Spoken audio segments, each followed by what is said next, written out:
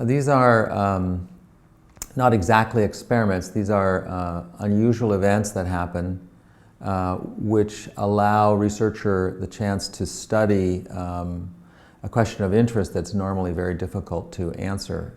One example would be if you're trying to study the effects of immigration, it's very difficult to do that because normally immigrants are going to cities and countries that are doing well economically, and that fact and other factors might make it hard to compare places that are getting more immigrants and less. And an actual experiment that I studied to try and study the effects of immigration was the Mariel boat lift, which was an unusual event that happened in 1980 when about 150,000 people left Havana, the port of Mariel, very near Havana in Cuba, and came to Miami in the course of just a few weeks. So this provided a very rapid increase in the number of immigrants in the Miami area. And the reason why they came to Miami was nothing to do with the conditions in Miami, but rather the fact that Fidel Castro had made it possible for them to leave at that time. And so I studied what happened in the Miami labor market after these immigrants had arrived and whether there was a big effect on native workers in the Miami labor market. Another example I've studied would be the effects of raising the minimum wage, where, for example, minimum wage would increase in one state. For example, the study I did with my colleague Alan Kruger years ago was in New Jersey, and in another nearby state, the minimum wage was held constant. And so we compared what happened to the fast food restaurants in those two states. And that, again, provided a nice analysis where we could actually study the effects of minimum wage with an understanding that in the state where the minimum wage didn't go up, that wasn't going on, and we could use that as a comparison to study, measure the effects more precisely.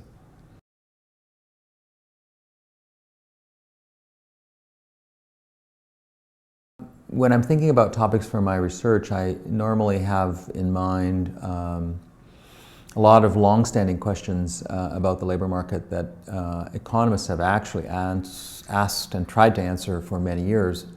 And normally my research is spurred by some new data set that becomes available, or something like one of these natural experiments involving an increase in minimum wage or a change in immigration or some other feature that makes it possible to come back and look at that question again. So the list of questions I am interested in normally focus on labor market outcomes, and I've always been particularly interested in lower wage people and how they survive in the labor market, and how different factors are affecting how well they're doing in the labor market.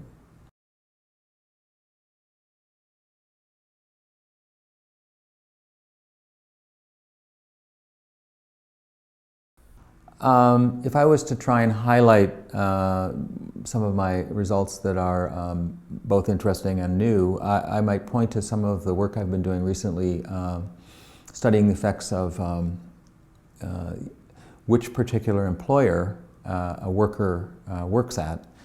And in this research, I've been using data from a couple of different European countries, Germany and Portugal in particular, in some of my most recent studies. And this work has shown that the wages that a worker can receive will depend importantly on which particular firm they get hired at. If you, for example, get hired by a large bank, probably that's going to be a pretty good job and you'll receive a bit higher wage than if you had to work at say a small retail store in your neighborhood. And it turns out that that's very important in understanding lots of different things about the labor market. For example, why do some people have much different wages than others? In other words, the so-called question about wage inequality. Well, one of the big reasons is because there are these different wages available, and some people get those good jobs and some people don't.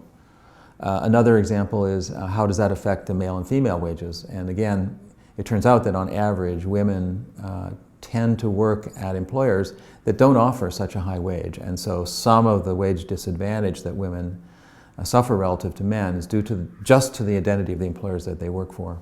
So that's an example of a kind of phenomenon I think that's pretty widespread and important in understanding what's going on in the labor market.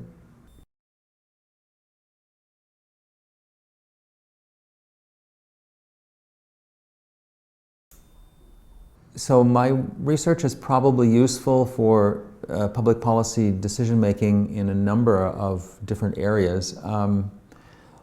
Research that I did on the minimum wage, for example, I think has helped people understand a little bit better what are the costs and benefits of raising the minimum wage.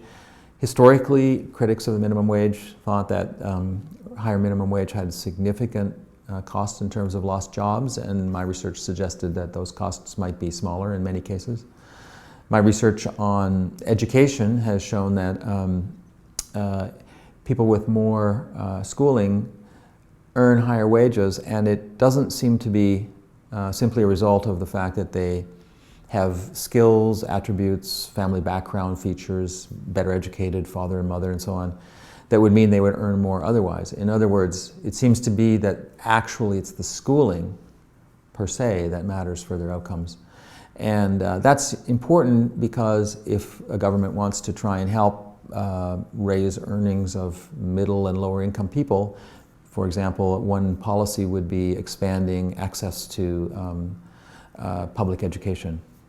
And I've also done work on immigration, which has obviously important public policy context.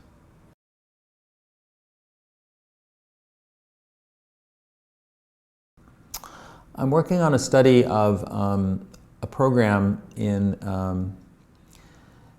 a big urban district in the United States, which offers a specialized class for the highest achieving kids, the children who've scored the highest in the standardized tests in the previous year.